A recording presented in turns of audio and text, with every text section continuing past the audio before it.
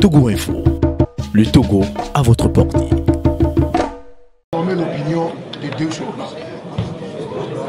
La première chose, c'est que nous avons déposé deux requêtes hier, lundi 20 janvier 2020, auprès de la Cour constitutionnelle.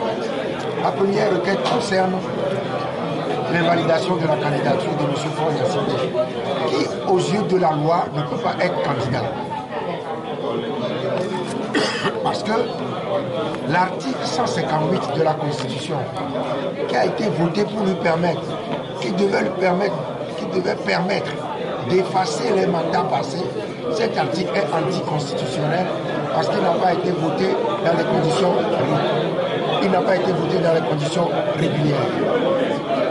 Donc, si M. Faure Gnassingbé est candidat, il peut l'être. Il ne peut pas l'être en vertu de la loi, mais il peut l'être par un coup de force. La deuxième chose, c'est que nous avons déposé une requête en récusation de deux juges qui, à notre sens, ne peuvent plus être membres de la Cour constitutionnelle pour avoir fait plus de 2 mandats. Il s'agit des juges Aboudou Assouma et de Kwame Amados Djoko. Ils ne bénéficient pas de l'effacement des mandats qu'ils ont déjà effectués. Donc, ils doivent démissionner et se faire remplacer à la Cour constitutionnelle. Tout ceci, c'est en dehors du caractère illégal de la Cour constitutionnelle. D'accord. Et vous avez aussi parlé des articles 59, 60 et 100. Qu'en est-il? Mais le gouvernement a introduit en mai dernier, il y a longtemps, un projet de loi de révision constitutionnelle concernant 3 articles. 59 qui concerne la limitation des mandats, 60 qui concerne le mode de scrutin et 100 qui concerne la recomposition de la Cour constitutionnelle. Il se fait que, en cours de route, avant d'arriver à l'Assemblée nationale elle-même a ajouté 26 articles, a ajouté irrégulièrement 26 articles. Pourquoi irrégulièrement? Parce que il ne s'agit pas pour chaque député de proposer des amendements. L'article 144 de la Constitution ne le prévoit pas. L'article 144 prévoit simplement que pour réviser la Constitution, il faut passer par 2 voies. Soit le projet de loi, c'est ce que le gouvernement a fait, soit la proposition de loi qui émane des députés. Mais la proposition de loi, elle a une forme.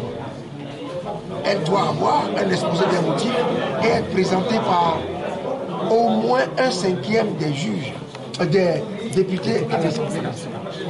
1/5, aujourd'hui c'est 19. Donc, ce n'est pas ça qui s'est passé.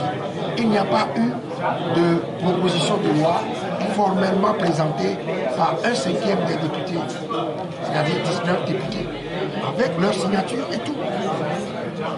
Il y a eu, pendant les débats, des députés qui, individuellement, ont amendé le projet de loi du gouvernement, ajoutant 26 articles aux 3 présentés par le gouvernement. Résultat des courses, 29 articles ont été votés, mais seuls les 3 sont valables.